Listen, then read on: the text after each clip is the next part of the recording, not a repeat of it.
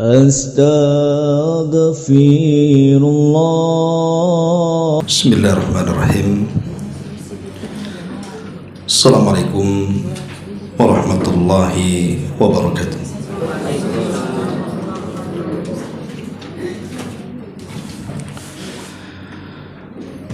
Alhamdulillah, wassalatu wassalamu ala rasulillah wa ala alihi wa sahbihi wa mawalah wa la hawla wa la quwata illa billahi wa ba'du.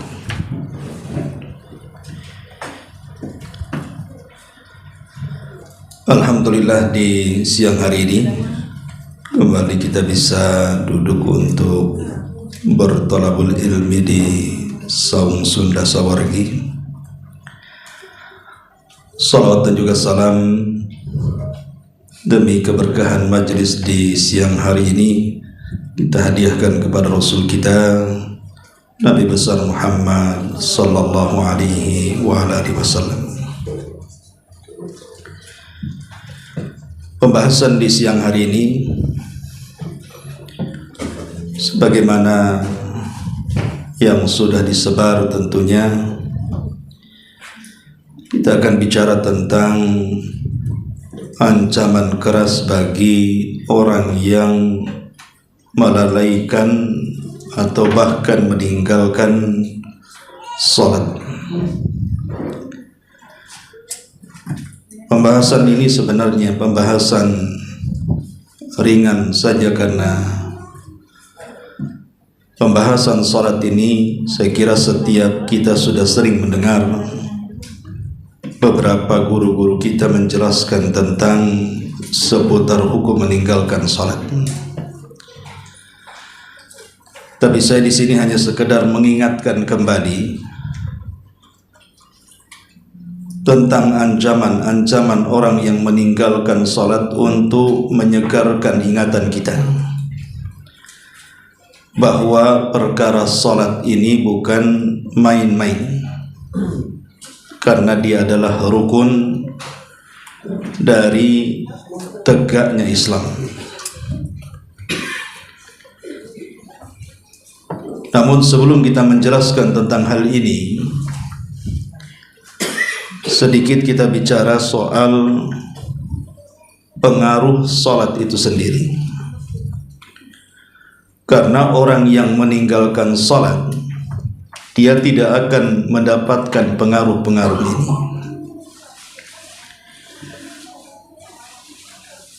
Kita tahu bahwa salat ini berbeda dengan ibadah-ibadah yang lainnya, karena memang kewajiban salat sendiri itu diwajibkan di langit, tepatnya di Sidratil Muntaha.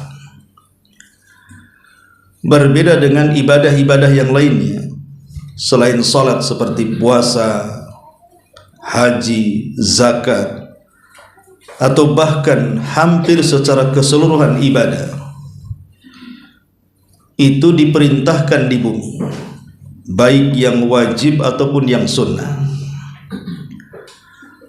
Tapi salat ini ibadah satu-satunya yang diperintahkan Allah langsung dari langit di hadapan Nabi SAW di Sidratil Muntaha.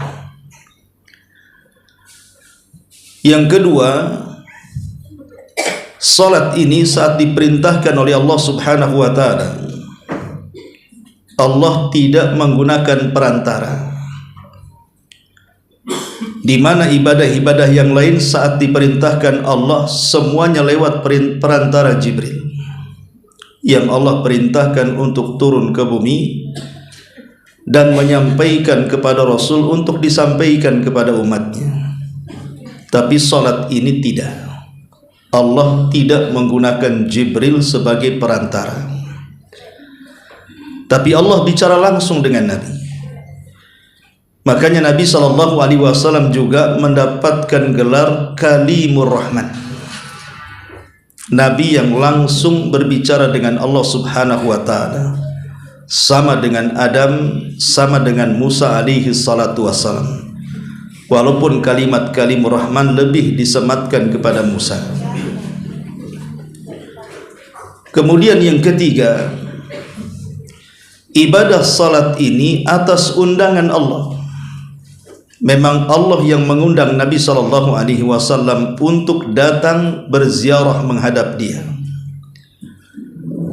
Makanya saat Jibril alaihi salatu wassalam dalam peristiwa Isra Mi'raj mendatangi Nabi SAW di kediaman Ummu Hani di perkampungan Abu Talib, Jibril mengatakan kepada Nabi SAW, Innallaha yad'uka li ziyaratihi.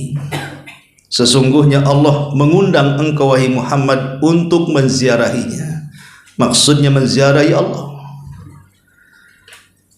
Jadi ibadah salat ini atas undangan Allah Subhanahu wa taala, berbeda dengan ibadah-ibadah yang lainnya.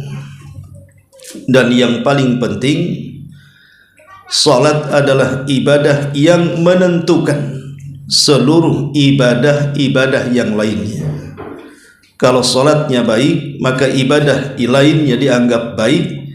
Kalau salatnya tidak baik, maka ibadah yang lain sebaik apapun tidak dianggap baik. Itulah yang dikatakan Nabi SAW, idza saluhat salatuhu saluhat sairu amalihi. Idza saluhat salatuhu saluha sairu amalihi. Apabila salatnya baik, maka seluruh amalnya dianggap baik. Mafhum kebalikannya, kalau salatnya buruk, maka semua amal yang lain dianggap buruk walaupun terkesan baik. Adapun salat ini pengaruhnya banyak sekali, baik berkaitan dengan ruhani keimanan ataupun pengaruh kepada suluk akhlak seseorang, bahkan pengaruh di masyarakat. Orang yang salat itu pengaruhnya tampak sekali. Adapun pengaruh ruhani keimanan, karena salat ini adalah taqwiyatu as-silati billahi azza wajalla. Salat ini memperkuat hubungan seorang hamba dengan Allah. Jadi salat ini memperkuat hubungan seorang hamba dengan Allah. Orang yang tidak salat berarti tidak punya hubungan dengan Allah. Orang yang salat dipastikan dia punya hubungan dengan Allah Subhanahu wa taala. Logikanya seperti ini. Kalau kita di dunia saja ada relasi ke pejabat, ke penguasa yang lebih tinggi, maka pengaruh kita di masyarakat itu semakin nampak percaya diri. Terkadang walaupun salah, dia bisa mengatakan benar. Kenapa? Karena ada backingan di atas. Kok bisa di backingi? Karena ada hubungan kuat. Jadi sesama makhluk saja kalau ada hubungan, itu merasa pede kita ini, karena merasa di backingi dari belakang. Ada orang kuat yang melindungi kita. Bagaimana kalau seandainya yang melindungi kita itu Allah Subhanahu wa taala? Siapa yang lebih kuat dibandingkan Allah Subhanahu wa taala? Maka kita akan lebih percaya diri, karena kita punya hubungan kuat dengan Allah Subhanahu wa taala. Yang kedua, pengaruh keimanan orang yang salat ini, bahwa orang yang salat itu bisa tathhirun nafsi wal qalbi. Salat ini bisa membersihkan jiwa dan bisa membersihkan hati. Jadi orang yang salat itu kebanyakan bersih jiwanya dan bersih hatinya. Artinya orang yang tidak salat itu kebanyakan tidak bersih hatinya. Orang yang tidak salat kebanyakan jiwanya kotor. Karena salat ini sangat-sangat menolong kita untuk mampu meninggalkan syahwat ataupun syubhat. Mana dalilnya? Allah Subhanahu wa taala berfirman, "Innas salata tanha 'anil fahsya'i wal munkar." Salat itu bisa mencegah perbuatan keji dan kemungkaran. Kita tahu bahwa yang mendorong kekejian dan kemungkaran itu adalah syahwat. Dan syahwat itu adalah dorongan hati yang berasal dari hawa nafsu. Sehingga orang yang salat ini bisa dia menundukkan hawa nafsunya, karena hawa nafsu ini tidak bisa dihilangkan, hanya bisa ditundukkan. Lah salah satu yang bisa menundukkan hawa nafsu itu adalah salat. Apalagi salat itu dimulai dari kebersihan badan. Makanya syarat sah salat itu harus bersih dari hadas besar dan hadas kecil. Dan tempatnya juga bersih dari najis, pakaiannya juga bersih dari najis, lahiriahnya harus bersih. Itu muqaddimah salat saja harus bersih-bersih semuanya itu. Maka ketika mulai masuk ke dalam salat, maka kebersihan bukan hanya setakat di badan, disitulah hakikatnya akan masuk ke dalam hati sanubari setiap orang yang salat. Makanya berbeda watak orang yang salat dengan orang yang tidak salat. Karena salat itu bisa membersihkan jiwa. Yang ketiga, pengaruh keimanannya, ziyadatul iman. Salat ini bisa meningkatkan keimanan kita kepada Allah Subhanahu wa taala. Coba saja, kalau kita ini mau tertib salatnya, artinya tepat waktu. Setiap datang azan dia sudah di masjid kalau laki-laki. Kalau perempuan sudah siap untuk persiapan salat di rumah. Dan itu dilakukan 1 hari 5 kali. Maka secara otomatis pasti keimanan orang yang salat itu pasti akan bertambah. Akan bertambah, tidak mungkin tidak akan bertambah. Dengan salat akhirnya keinginan untuk maksiat itu kurang. Dengan salat keinginan untuk berbuat kemungkaran itu melemah. Karena ketika iman kuat maka jauh dari maksiat. Ketika iman lemah maka dekat dengan maksiat. Makanya lihat ahli maksiat itu kebanyakan mereka tidak salat. Orang-orang kebanyakan ahli maksiat itu mereka bermaksiat karena mereka tidak pernah salat.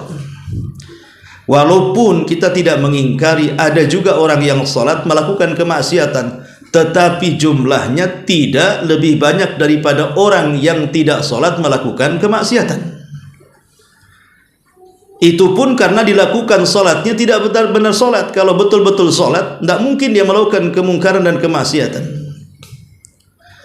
Kemudian yang keempat, orang yang salat ini di antara pengaruh keimanannya bisa menumbuhkan hidayah.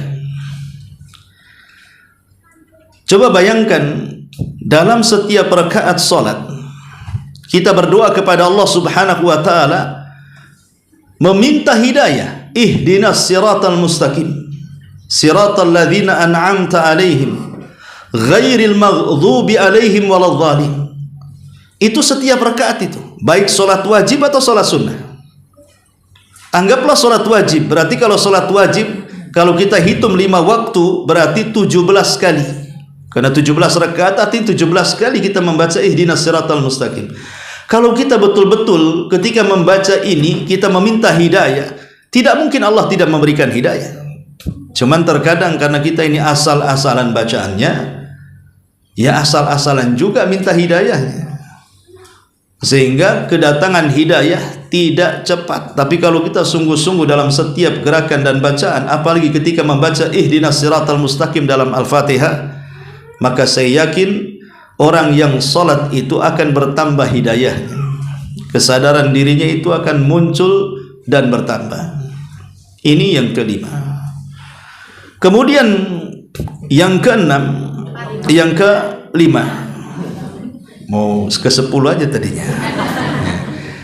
Yang kelima, orang yang salat ini mampu muwajahatus syada'id, mampu menghadapi setiap kesulitan, rintangan-rintangan, ujian-ujian yang Allah Subhanahu wa taala ujikan kepada kita. Makanya Hudzaifah bin Yaman radhiyallahu anhu dia mengatakan, kana Nabi sallallahu alaihi wasallam idza hazabahu amrun fazi'a ila shalah. Kata Hudzaifah bin Yaman, sirrun Nabi, pemegang rahasia Nabi, Beliau mengatakan Nabi SAW kalau ditimpa sebuah perkara, maksudnya sebuah kesulitan hidup yang dia sulit untuk keluar dari kesulitan itu, apa yang dilakukan Nabi? Fazi'a ila salah, dia bersegera untuk melaksanakan salat. Kenapa Nabi SAW melakukan seperti itu? Kalau ada masalah besar langsung salat. Karena Rasul tahu bahwa masalah itu datang dari Allah, dan hanya Allah yang bisa mencabut masalah itu. Dan hubungan yang paling dekat seorang hamba dengan Allah itu adalah saat sujud. Dan sujud itu paling banyak dilakukan saat salat. Karena sujud bagian daripada rukun salat. Bukan hanya Nabi SAW, Nabi Allah Zakaria, saat dia ditimpa kesulitan, sudah tua renta, rambut sudah beruban, kemudian kulit juga sudah memudar, tenaga sudah melemah, istrinya pun sama, sudah tua bahkan diponis mandul, dia ingin punya anak. Apa yang dilakukan Nabi Allah Zakaria? Dia langsung i'tikaf dalam mihrabnya, terus bermunajat dalam salatnya. Akhirnya datang Jibril memberitakan kepada Zakaria, innallaha yubashshiruka bi Yahya, Allah menghabar beritakan kepada engkau wahai Zakaria akan kelahiran Nabi Allah Yahya. Dan ketika itu tidak ada orang namanya Yahya kecuali putra Zakaria. Kalau sekarang Pak Yahya banyak, tuh Pak Yahya, ini Pak Yahya lagi. Dulu nama Yahya cuma satu, putra Zakaria saja. Lalu Allah Subhanahu wa taala menceritakan kedatangan Jibril. Di dalam Al-Qur'an Allah mengatakan apa? Wa huwa yusalli fil mihrab. Lah ketika Jibril datang memberitakan tentang kabar gembira akan kelahiran Yahya, Zakaria sedang apa? Yusalli fil mihrab. Dia sedang salat di dalam mihrabnya dan sedang bermunajat kepada Allah Subhanahu wa taala. Akhirnya Allah hilangkan kesulitannya yang selama ini menjadi beban pikirannya, ingin memiliki keturunan supaya mewarisi seluruh harta dan juga kenabiannya. Akhirnya Allah kabulkan. Kemudian Nabi Ibrahim alaihi salatu wassalam saat hijrah dari Irak kemudian ke Palestina, karena terjadi paceklik di Palestina, Ibrahim dan istrinya Sarah serta Nabi Allah Lut, belum diangkat jadi nabi ketika itu, diajak hijrah oleh Ibrahim dari Palestina ke Mesir. Karena Palestina Mesir itu kan hanya dibatasi dengan jalur Gaza saja. Jadi berangkatlah kemudian Ibrahim ke Mesir mengadu nasib di sana. Dan rupanya Allah Subhanahu wa taala bukakan rezekinya di Mesir.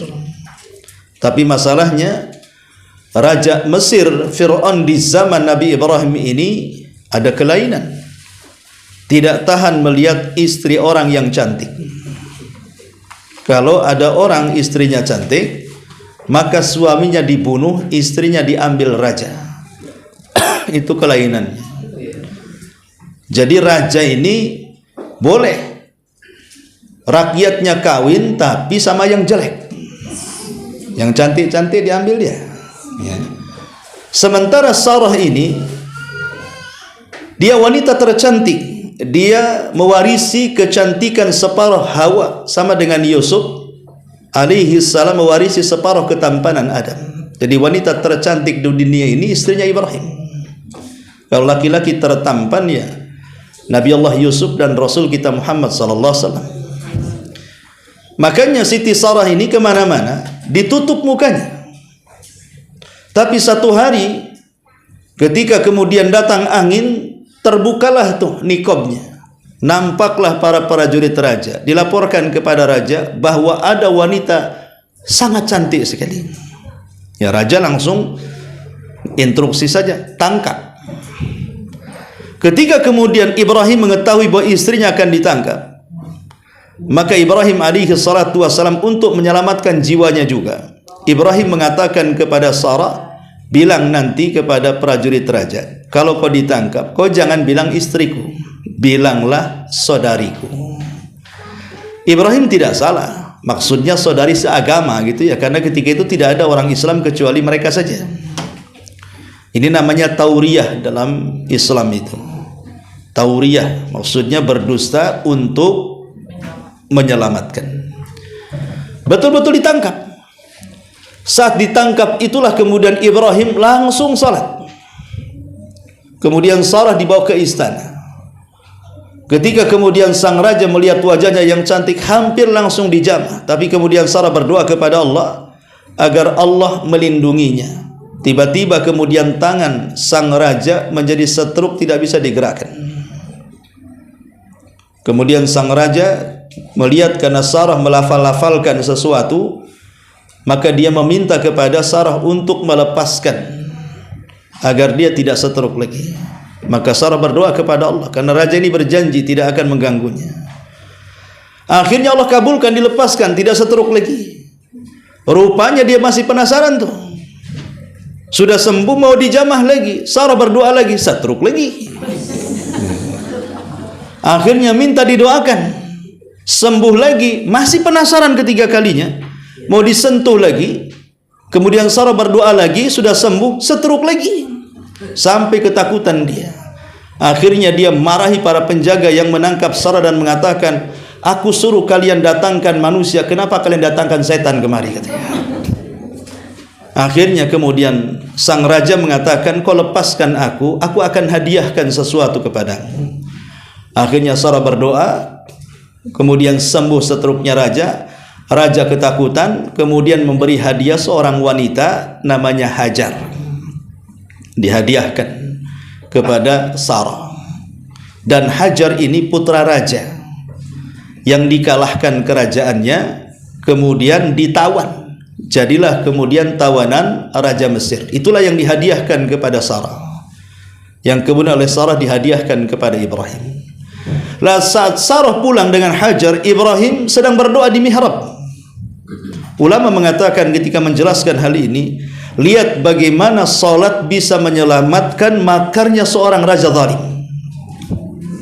Dari sini kita tahu bahwa salat ini bisa digunakan untuk menghadapi banyak kesulitan. Jadi kalau kita banyak kesulitan, ada masalah, salat saja.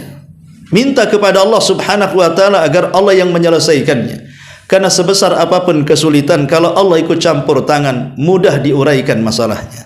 Tapi sekecil apapun masalah, kalau Allah tidak ikut campur tangan, maka sulit akan keluar jalan keluarnya. Ma'asyiral muslimin wal muslimat rahimakumullah. Ini adalah namanya athar keimanan. Adapun athar sulukiyah, athar sulukiyah maksudnya pengaruh kepada akhlak. Salat ini juga membawa ketenangan. Rahatun nafsiyah was sakinah. Salat ini membawa ketenangan. Orang yang salat ini hidupnya tidak tergesa-gesa. Karena tergesa-gesa itu amalan daripada amalan setan. Al-ajalatu minasyaitan.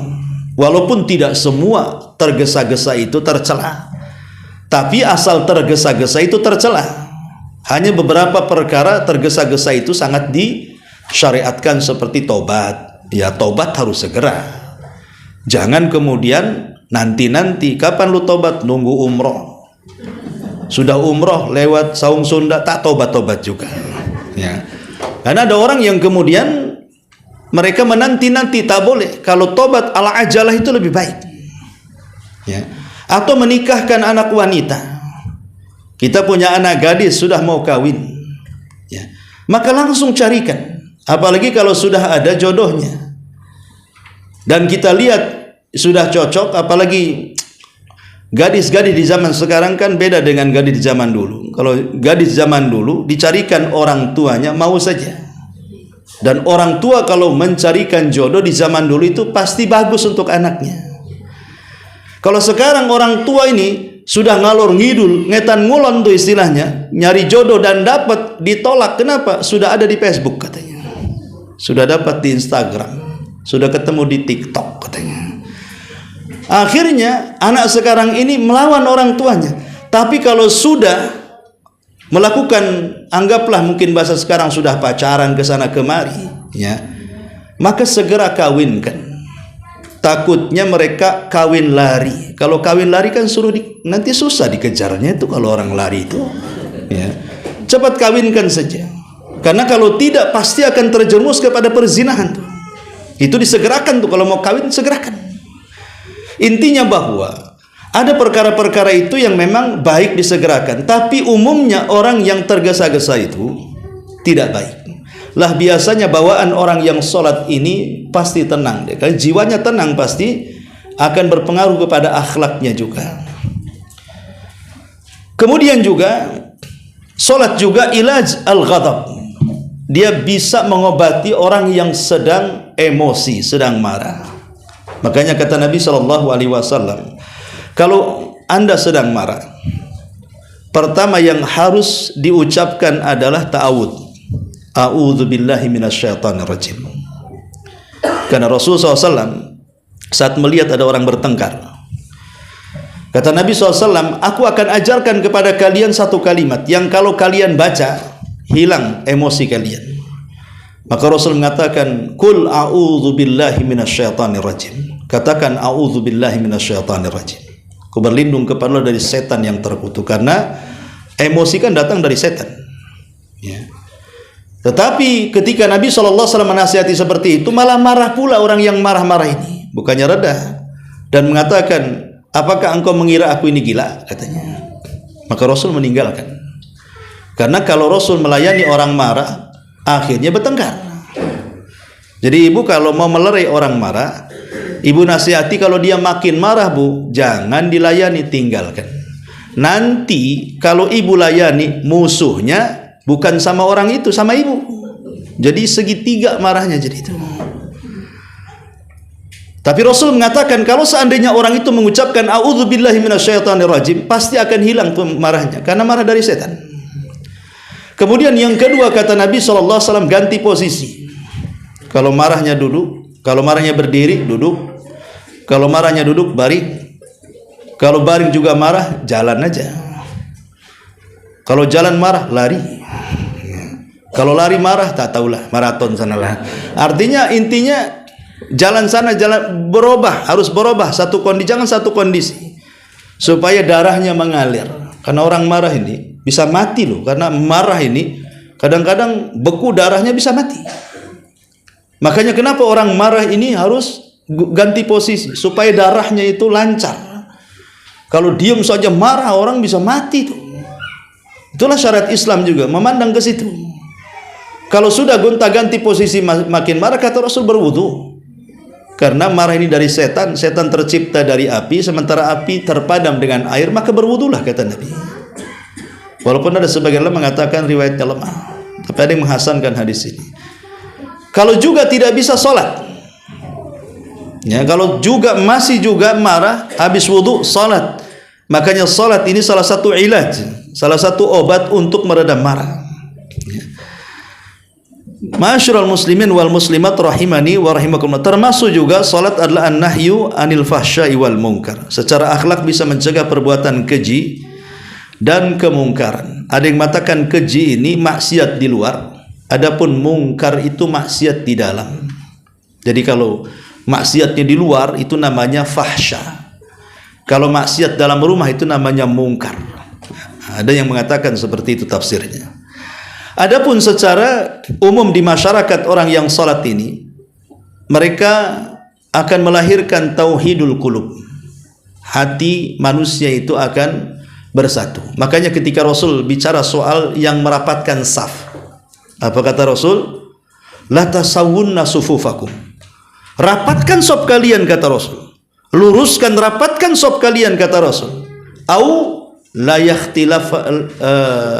yukhallifannallahu baina qulubikum.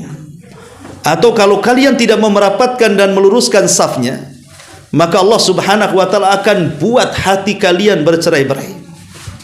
Kata Imam Ibnu Hajar Al-Asqalani, beliau mengatakan yang dimaksud bercerai-berai dalam hadis ini adalah ditanamkan baghdha wal a'da, kedengkian dan permusuhan.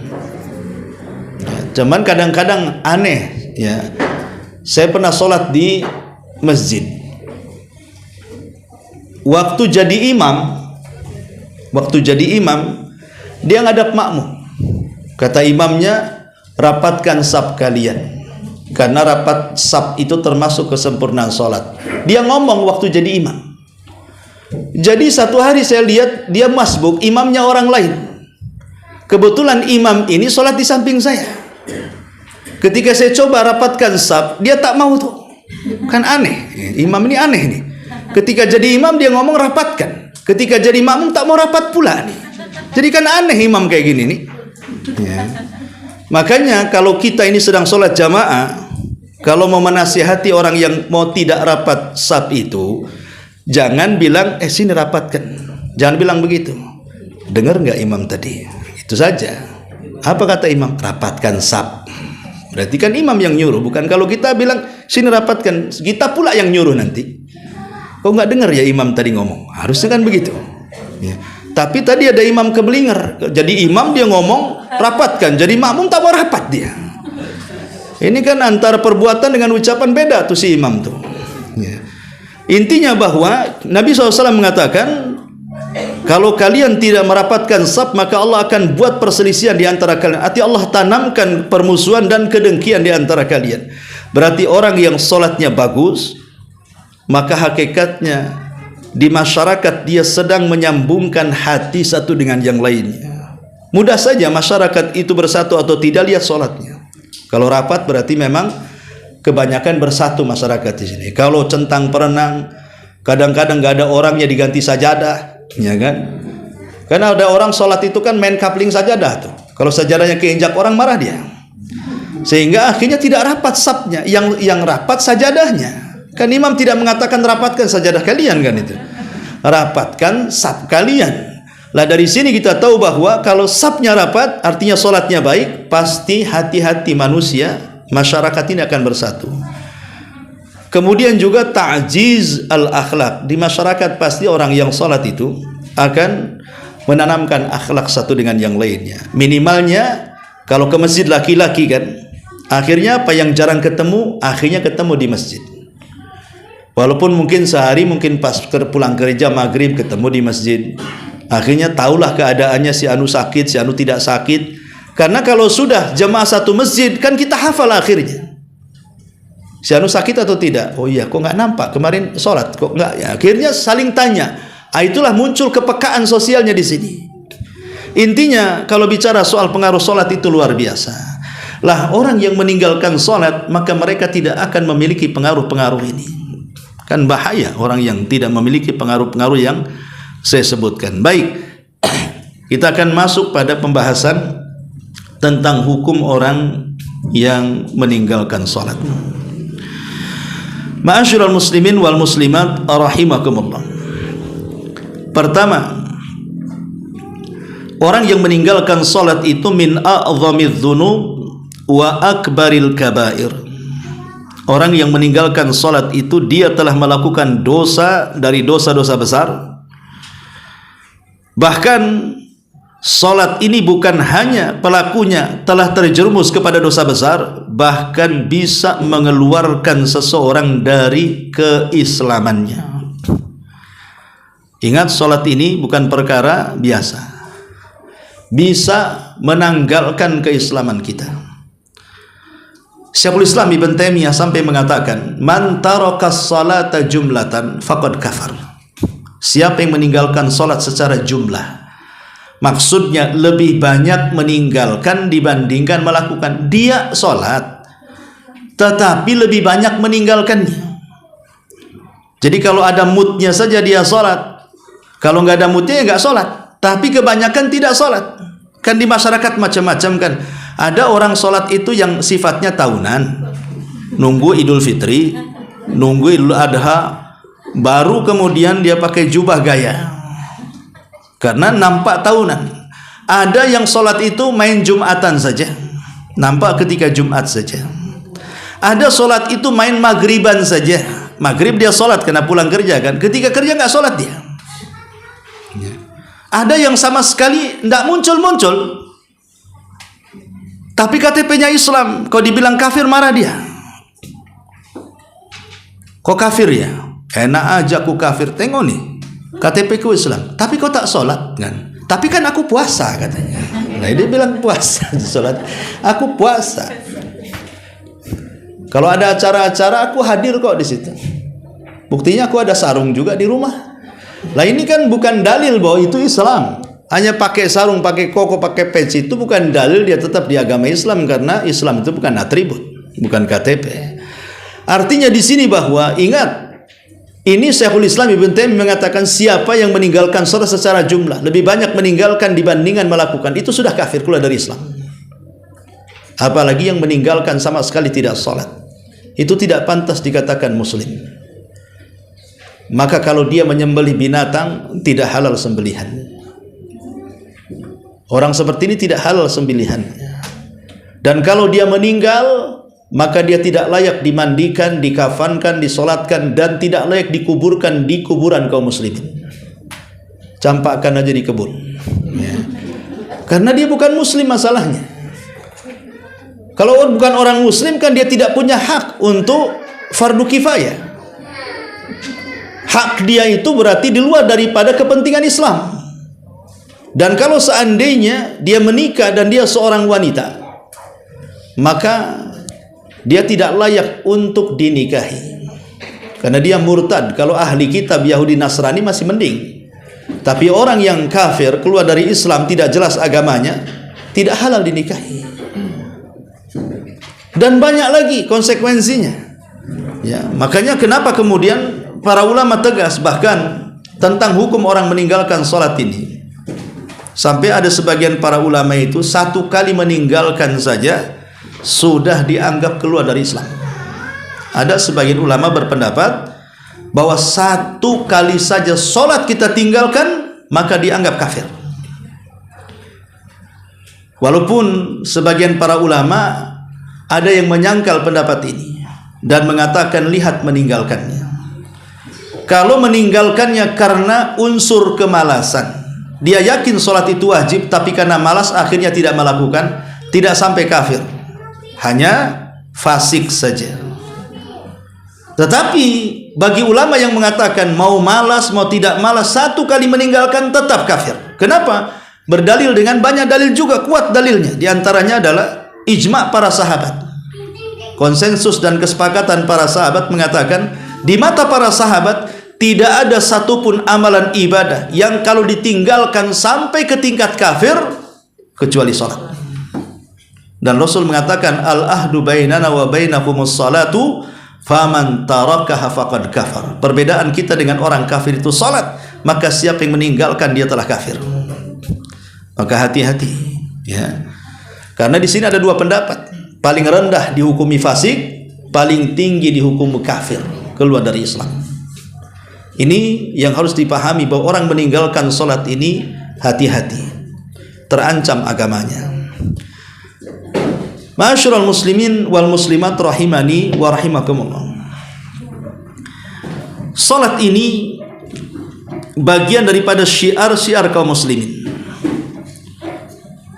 Kalau dia bagian daripada syiar, berarti dia adalah alamat dari alamat Islam. Bahkan alamat negeri itu disebut negeri Islam. Nabi SAW kalau menyerang sebuah perkampungan di zamannya, maka Nabi akan menyerang menunggu waktu subuh. Itu kebiasaan Nabi. Nabi tidak pernah menyerang di waktu zuha atau di waktu zuhur atau sore atau malam. Dah. Rasul kalau menyerang pasti di waktu subuh. Kenapa di waktu subuh? Karena ada angin yang selalu menolong Nabi SAW yang disebut dengan rihus soba. Rasul mengatakan, nusirtu bis soba wa uhlikatil adu biddabur. Aku ditolong dengan angin soba, sebagaimana kaum Ad dihancurkan dengan angin sore. Lah Nabi SAW kalau hendak menyerang, maka beliau akan menunggu sampai fajar menyingsing. Kalau daerah itu terdengar azan, berarti ada sholat. Maka Nabi SAW menganggap daerah itu daerah Islam. Maka Rasul tidak akan menyerang daerah itu. Tapi kalau seandainya daerah itu tidak terdengar suara azan, berarti tidak sholat. orang-orang yang di daerah itu, maka langsung menyerbu daerah itu. Dari sini kata para ulama, inilah perbedaan negeri Islam dengan negeri yang bukan Islam. Ketika terdengar suara adzan kemudian salat, berarti negeri itu negeri Islam. Ketika negeri itu tidak ada suara adzan, artinya sedikit yang salat atau bahkan tidak ada yang salat, berarti negeri itu negeri kafir. Ya contoh umpamanya tetangga kita di Singapura sana, itu kan suara azan hampir nyaris tidak terdengar. Ya, mungkin Anda yang pernah ke Singapura tahu lah ya. Masjid-masjid di Singapura kan nggak seperti kayak kita, suka-suka naruh toa sampai ada 6 toanya, sampai kemana-mana suaranya ya. Bahkan menyerang musola di sampingnya, musola tak kalah kasih toa lagi dia. Jadi di negeri kita ini alhamdulillah, musola pun toanya banyak, masjid toanya banyak, sehingga di zaman atau di negeri kita ini cari masjid bukan perkara sulit, karena suara azan bisa kita dengar dari mana-mana bersahut-sahut. Tapi kalau negeri tetangga ini di Singapura nggak bisa, susah kita mendengar suara azan itu, kecuali azan yang dari handphone yang sudah disetting itu. Mungkin satu masjid setahu saya yang azannya keluar, Masjid Sultan, selainnya nggak ada. Ya karena memang di sana bukan negeri Islam, wajar nggak terdengar suara azan gitu ya. Ya, tapi kalau negeri kita alhamdulillah azan kemana-mana. Artinya Rasul menjadikan barometer negeri itu Islam dengan tidak Islam dari sholat, karena azan itu kan mukadimah sholat. Lihat dari sini pentingnya bahwa sholat itu syiar. Orang yang sholat berarti telah menyiarkan Islam dan sudah menjadikan negeri yang ditempatinya darul Islam. Tapi orang yang meninggalkan sholat berarti dia meninggalkan syiar Islam. Ini yang pertama. Yang kedua, bahwa orang yang meninggalkan sholat itu sifatun min sifatil munafikin. Orang yang meninggalkan sholat itu memiliki sifat dari sifat-sifat orang munafik. Karena Allah mengatakan dalam An-Nisa 142, wa idza qamu ila sholati qamu kusala. Apabila mereka menegakkan sholat, mereka pun tegak dengan malas-malas. Kalau yang malas saja, artinya kan dia tetap sholat cuman malas, itu dikatakan munafik. Macam mana orang yang tak sholat? Apa sebutannya? Ya kita katakan bisa saja dia kafir. Wong ini jelas-jelas sholat cuman malas, Allah katakan munafik. Dan termasuk ciri-ciri munafik, macam mana orang yang meninggalkan sholat itu sudah bukan munafik lagi, itu sudah kafir namanya. Kemudian disebutkan dalam hadis Nabi SAW, asqalu salatin alal munafikin salatul isya wa salatul fajri. Yang paling berat salat dilakukan orang munafik adalah salat isya dan salat subuh. Salat isya karena memang sudah gelap, dah capek, pengen tidur ya.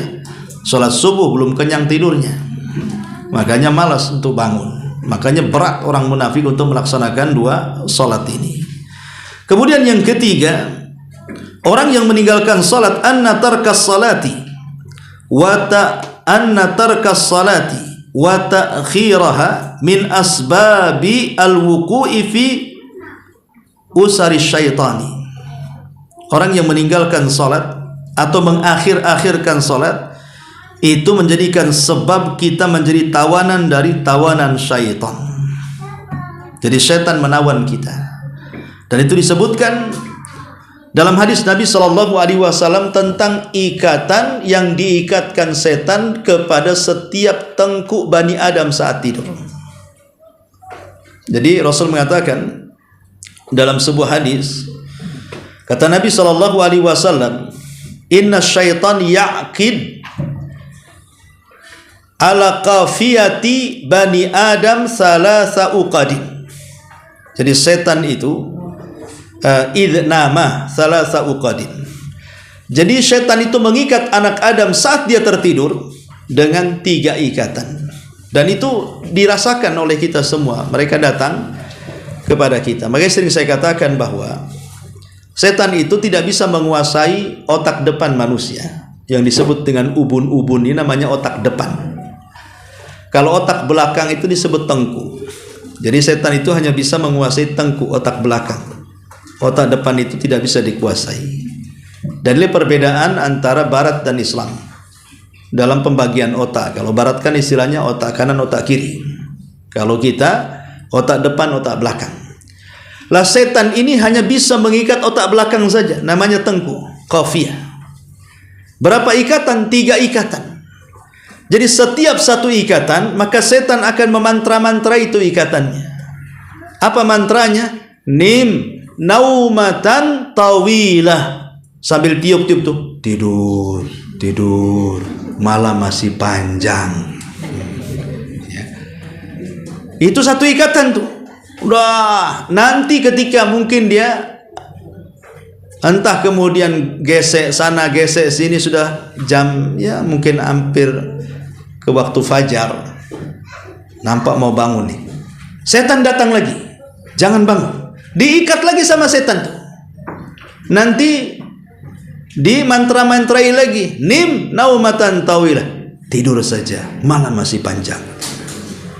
Nanti ketika dia mau bangun lagi pas subuh, diikat lagi sama dia tuh.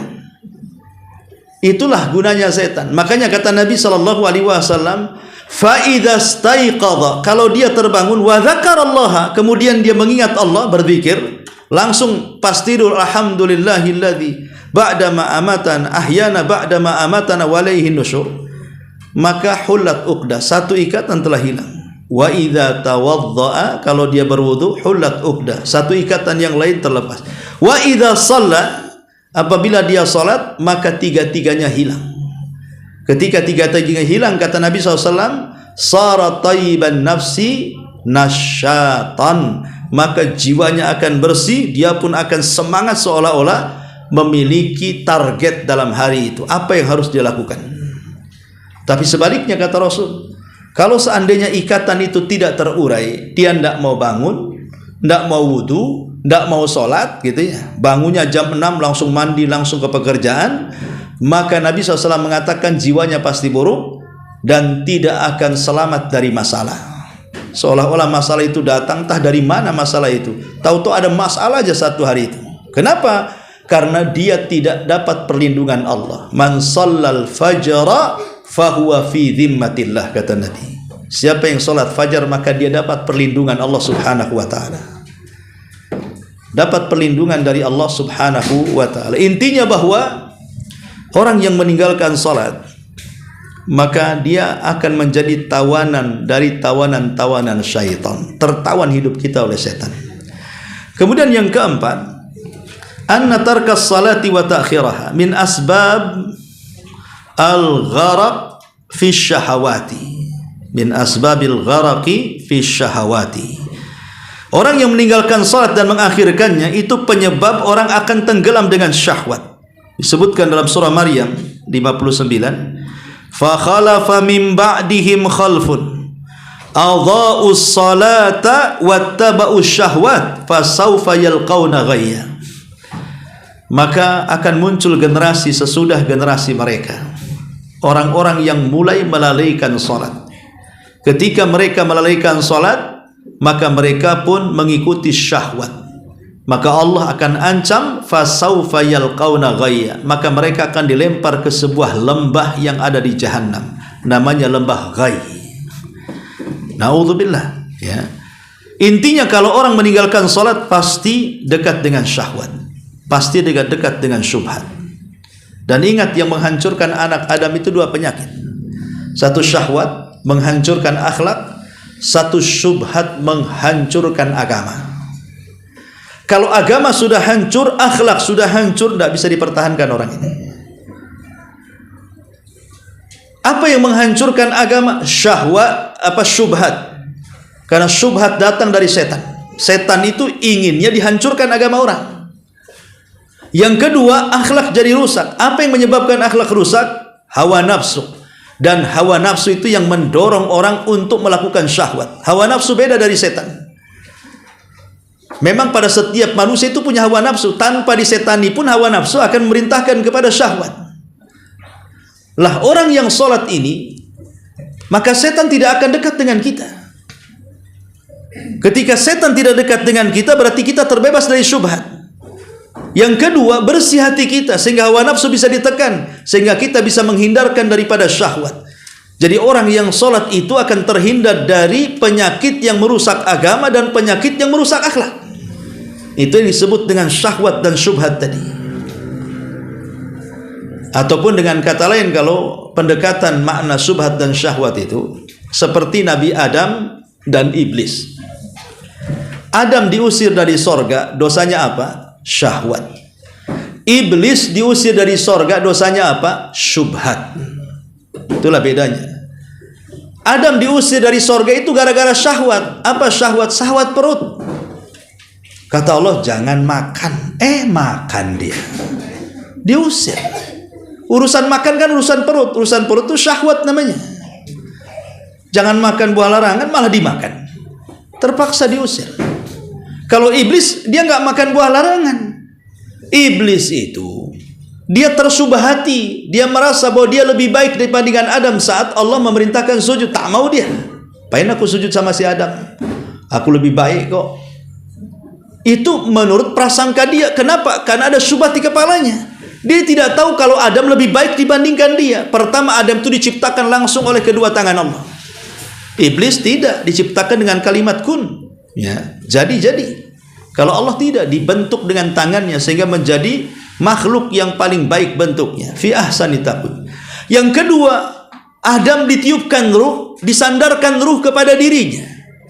Sehingga Allah mengatakan, fa idza sawaituhu wa nafakhtu fihi min ruhi, dari ruhku.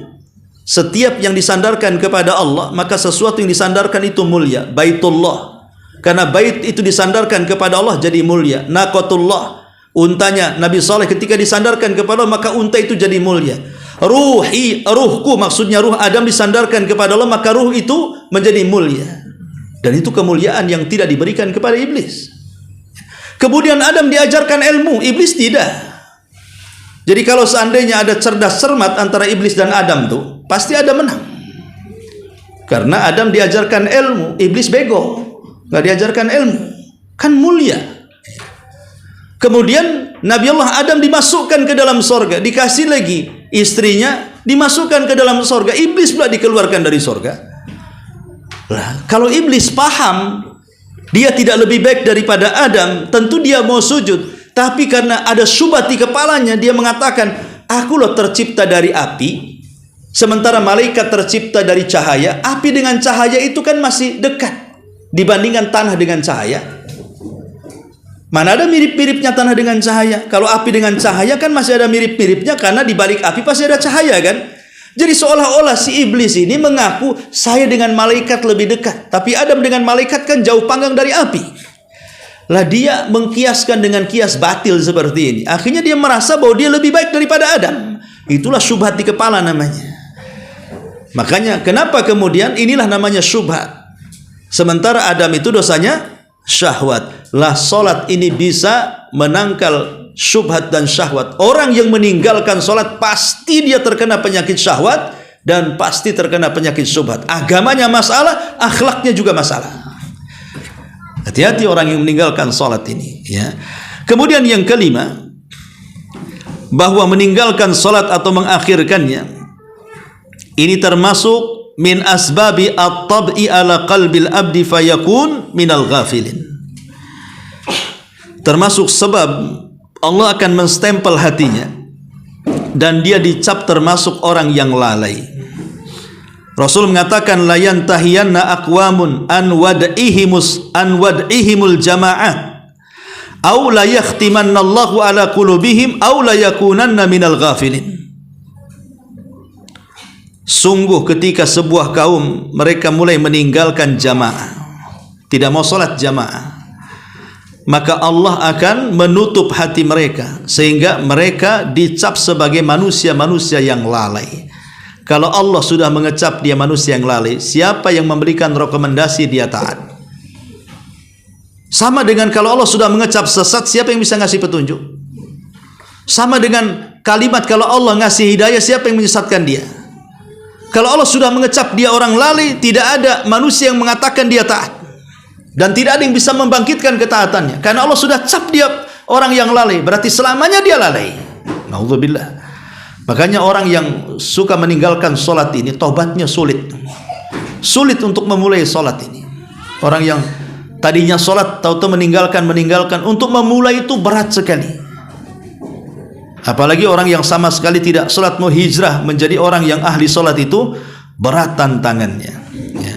Ini yang kelima. Yang keenam, orang yang meninggalkan solat atau mengakhirkannya min asbabi al-khasarah al-azimati lil abdi fid dunya wal akhir. Ini sudah jelas. Orang yang meninggalkan solat pasti menjadi sebab kerugian yang sangat besar bagi hambanya di dunia dan di akhirat. Adapun di dunia sudah jelas. Di akhirat nerakanya disamakan dengan neraka Fir'aun. Nerakanya disamakan dengan neraka Haman. Nerakanya disamakan dengan neraka Qarun. Dan nerakanya disamakan dengan neraka Ubay ibn Khalaf. Kata Rasul, orang yang tidak menjaga salat, maka mereka bersama Qarun, bersama Haman, bersama Fir'aun, dan bersama Ubay ibn Khalaf, kata Nabi. Kenapa nerakanya sama dengan 4 orang ini? Karena 4 orang ini pekerjaannya semua melalaikan salat. Rasul mengatakan pertama Qarun. Qarun dikenal apa? Kaya. Orang yang kaya karena sibuk mengurus kekayaan dan hartanya, rata-rata orang-orang yang sibuk mencari kekayaan pasti lalai salat. Fir'aun sibuk dengan kekuasaan. Kalau orang berkuasa menjadi pejabat, ya, menjadi pemimpin, itu akan jauh dari salat. Karena apa? Sibuk dengan jabatannya. Kemudian Haman, tukang penjilat pejabat. Untuk mempertahankan jabatannya, dia menjilat Fir'aun setiap hari, memberikan fatwa-fatwa sesat kepada Fir'aun. Itu juga melalaikan salat. Ubay ibn Khalaf seorang pedagang, dan orang pembisnis ini suka melalaikan salat. Makanya wajar kalau kata Rasul, orang yang tidak menjaga salat itu nerakanya sama dengan 4 orang ini: Qarun, Haman, Fir'aun, Ubay ibn Khalaf. Naudzubillah. Ya. Nerakanya sama dengan orang-orang kafir. Kemudian juga orang yang meninggalkan salat saat kematiannya, la yuwaffaq lil khatimatil hasanah, tidak mungkin diberikan taufik husnul khatimah saat kematiannya. Orang yang meninggalkan salat umumnya su'ul khatimah, jarang yang husnul khatimah. Kemudian juga adapun wa amma fil qabri fa innahu yu'adzab. Adapun di kuburan dipastikan diadab oleh Allah Subhanahu wa taala. Disebutkan dalam hadis Muslim, wa ammar rajulul awwal ladzi utiyat alaihi yathlu ra'sahu bil hajar fa innahu ar-rajulu ya'khudul Qur'an fayafruduhu wa yanam anis salatil maktubah. Jadi ada kisah orang itu diterlentangkan. Tiba-tiba di sampingnya ada orang berdiri sambil bawa batu besar. Kemudian batu itu dihantamkan di kepalanya sampai remuk. Setelah kepalanya remuk, dia mati. Kemudian orang ini pergi cari batu lagi. Setelah dapat batu, orang ini dihidupkan lagi, kepalanya dibetulin lagi. Kemudian dibenturkan lagi, hancur kepalanya, mati lagi. Kemudian orang ini pergi lagi cari batu. Ketika dapat batu, datang lagi, kepalanya utuh lagi, hidup lagi, digempur lagi. Itulah yang Allah isyaratkan dalam surah An-Nisa, kullama nadijat juluduhum baddalnahum juludan ghairaha liyadzuqul adzab. Setiap kulit mereka terkelupas, hancur, diperbaiki lagi, dikelupaskan, dihancurkan lagi, diperbaiki lagi. Sampai kapan? Sampai mereka merasakan azab. Nabi SAW bertanya kepada Jibril, orang ini aneh siksanya. Kenapa wahai Jibril? Mahadan, ada apa orang ini kok siksanya kayak gini? Makanya Allah mengatakan dalam surah Al-A'la itu, la yamutu wala yahya. Mereka tidak gimana? Betul. Dalam surah Al-A'la ayat terakhir, gimana Ustaz Aceng? Yang tidak hidup tidak mati itu? La yamutu fiha wala yahya. La yamutu fiha, mereka tidak mati dan tidak hidup. Artinya kalaupun hidup mereka tidak akan tenang.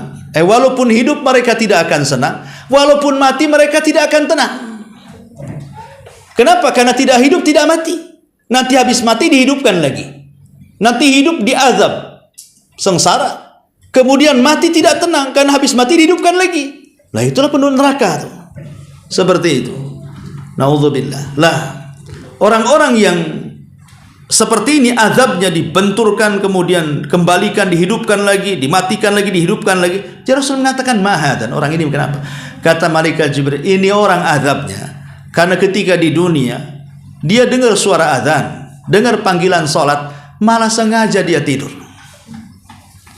Jadi mendengar panggilan azan malah sengaja tidur. Inilah hukumannya. Karena telinganya mendengar, malah matanya tidur, makanya dibentur kepalanya dengan batu besar. Nah ini azab kubur, baru azab kuburnya. Boleh seseorang tertidur sekali-kalilah, karena mungkin ngantuk sekali. Kalau memang ngantuk sekali terpaksa harus tidur, kalau memang masih ada waktu tidur aja. Jangan dipaksakan sholat juga orang ngantuk itu, karena nanti bacaannya macam-macam. Ya, orang ngantuk entah apa yang dibaca. Bukan Al-Fatihah yang dibaca nanti. Orang ngantuk itu. Makanya kata Rasul, kalau ngantuk tidurkan saja sebentar. Kemudian ya pakai alarm lah. Kalau sudah takutnya bablas pula kan itu. Itu pun tidurnya jangan tidur beneran. Minimal ya terlentang ke lambung kanan supaya mudah terbangun, atau di kursi atau di apa. Yang penting hilangkan rasa ngantuknya. Tapi ini kan bicara orang sengaja. Memang sengaja nggak mau sholat gitu ya. Kalau datang waktu sholat memang sengaja tidur dia. Nah, itulah hukumannya, naudzubillah. Itu di akhirat ya, seperti itu. Dan nerakanya juga khusus orang meninggalkan sholat yang disebut dengan neraka sakor. Ada dua neraka yang disiapkan. Pertama untuk orang yang melalaikan sholat. Yang kedua neraka untuk yang meninggalkan sholat. Itu beda. Kalau sholat tapi melalaikan, seperti mengakhir-akhirkan waktu, atau saat sholatnya tidak tumaknina, main cepat saja kan itu, tidak jelas gerakan bacaannya, asal-asalan, itu nerakanya namanya wail. Tapi kalau yang meninggalkan sholat sama sekali, itu namanya sakor. Makanya Allah mengatakan fawailun lil musallin alladzina hum an salatihim sahun alladzina hum yuraun. Wail maksudnya lembah di Jahannam. Yang lembah ini sangat-sangat gelap, sangat dalam, dan sangat bau, dan sangat angker. Jahannam saja ketakutan dengan lembahnya. Setiap hari dia beristiadzah kepada Allah, berlindung dari lembahnya. Itulah disebut lembah Wail namanya. Yang semua darah dan nanah penduduk neraka masuk ke lembah itu. Untuk siapa lembah ini? Untuk orang yang sholat. Kok bisa orang yang sholat dapat lembah yang sangat mengerikan? Ya, karena sholat mereka sahun. Kalimat sahun kata ulama tafsir karena mereka suka mengakhir-akhirkan waktu. Tidak mau tepat waktu, maunya diakhir-akhirkan saja. Dan mereka pun ketika sholat mereka riya, ingin dipandang orang. Bukan karena Allah subhanahu wa ta'ala. Waktu sholat live TikTok, waktu sholat live Facebook. Pokoknya sholatnya riya saja. Sama lah dengan orang nanti waktu umroh, waktu haji gitu ya. Tapi saya dengar pemerintah Saudi sudah ngelarang tuh, nggak boleh selfie dikit haram tuh kan. Tapi orang Indonesia kan pandai, sembunyiin tuh handphonenya tuh. Artinya bahwa orang yang mendapatkan neraka Wail ini bukan orang yang tidak sholat, tapi orang yang sholat, tapi sholatnya sahun dan raun. Adapun orang yang meninggalkan sholat, nerakanya lebih dahsyat, namanya sakar. Makanya Allah mengatakan masalakakum fi sakar, qalu lam naku minal musallin. Kenapa kalian masuk ke neraka sakar? Mereka mengatakan kami enggak sholat dulu di dunia. Lah neraka sakar ini neraka bagi orang-orang kafir. Ya, karena orang yang meninggalkan sholat, maka mereka bisa masuk kepada kekufuran. Adapun kisah-kisah tentang orang yang meninggalkan sholat banyak sekali, ya, mengerikan. Ya, bisa lihatlah YouTube-nya. Itu sudah saya bahas juga dulu di sini. Dan saya kira cukup, sudah jam 11:30. Sebelum saya tutup, kalau ada yang bertanya silakan. Iya, silakan. Waalaikumsalam.